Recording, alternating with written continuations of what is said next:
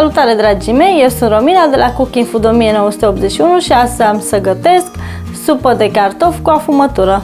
Pentru această rețetă avem nevoie de următoarele ingrediente: 2 morcovi, 6 cartofi mari, 300 ml de smântână, 200 g Kaiser, o rădăcină pătrunjel, o jumătate de ardei, o legătură de pătrunjel verde, o ceapă, 3-4 căței de usturoi, 5 linguri de ulei, sare, piper după gust, 2-3 foi de dafin pentru o aromă în plus, un gălbenuș de ou.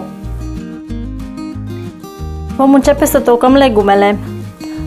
Tocăm morcovul,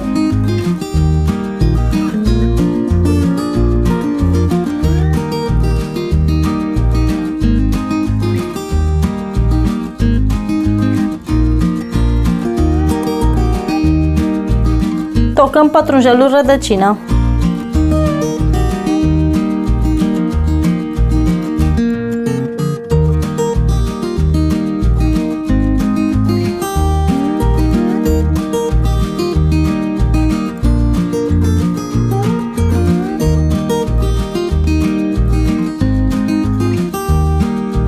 tocăm ardeiul,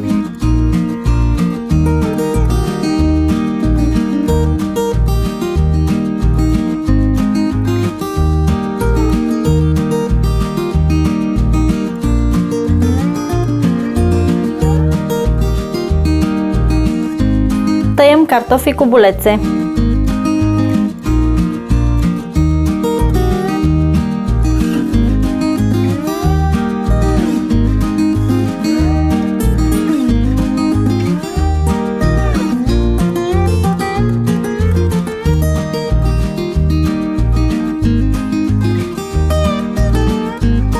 Tocăm usturoiul.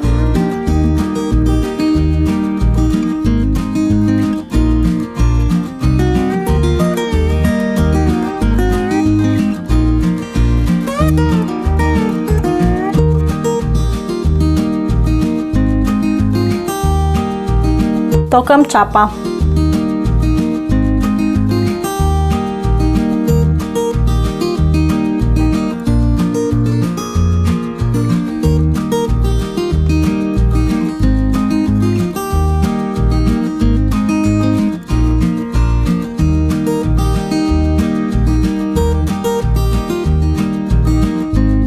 Tăiem cu bulețe Kaiserul.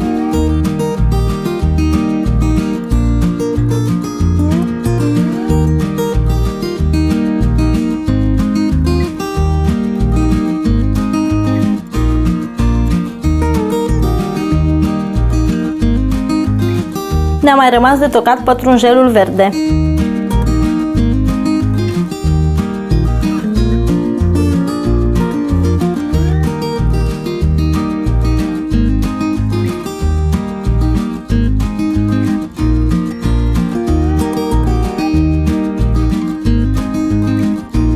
Am pus cratița la foc, am lăsat-o să se încălzească puțin, punem uleiul,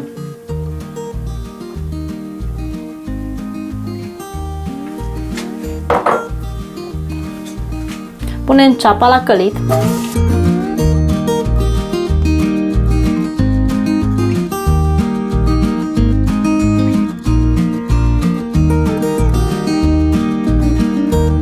o călim 2-3 minute, timp în care amestecăm.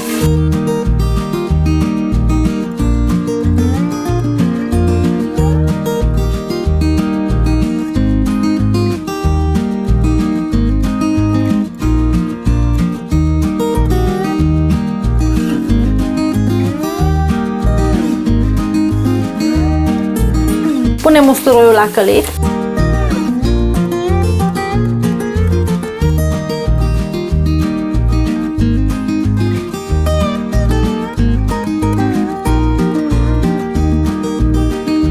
Punem la călit morcovul și pătrunjelul rădăcină.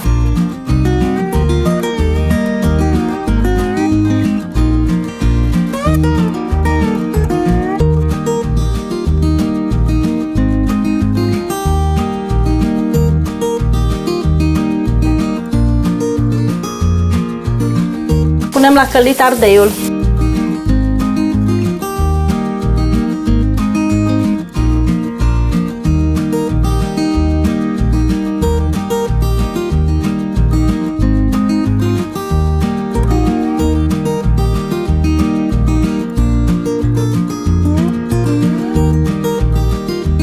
Punem la călit Kaiserul.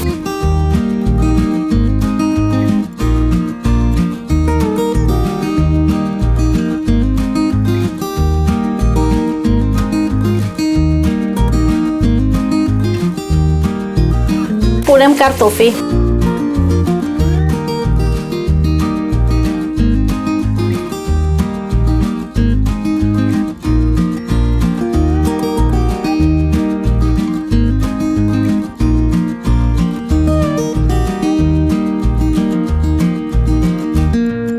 Am amestecat bine toată compoziția, peste care turnăm 4 litri de apă fierbinte.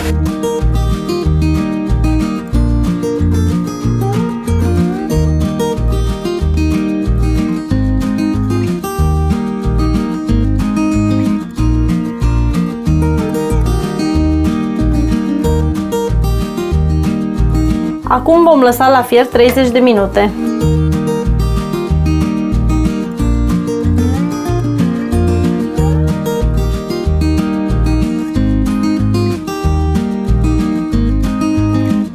Punem și foile de dafin.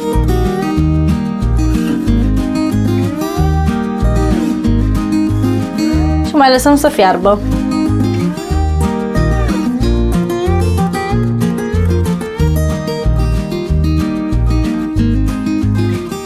Toate legumele sunt fierte, adăugăm sarea și piperul. Amestecăm puțin și lăsăm să se răcească.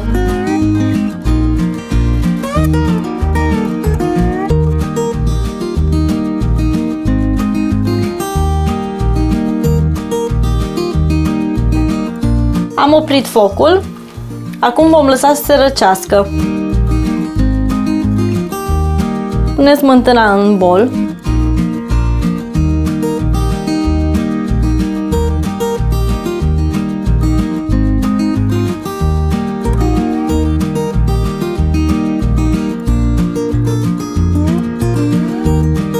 Adaug gălbenușul.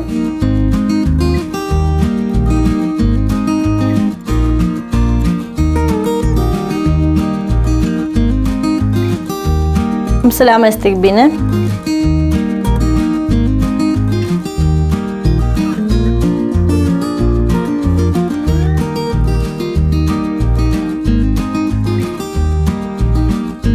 Și acum am să adaug câte un polonic de supă.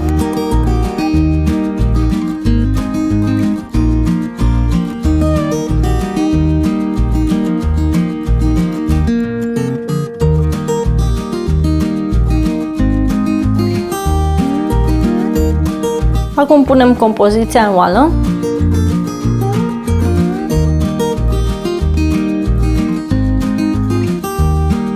Mai amestec puțin.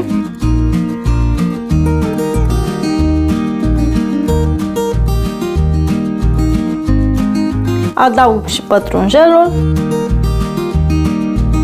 Este gata pentru a fi servită.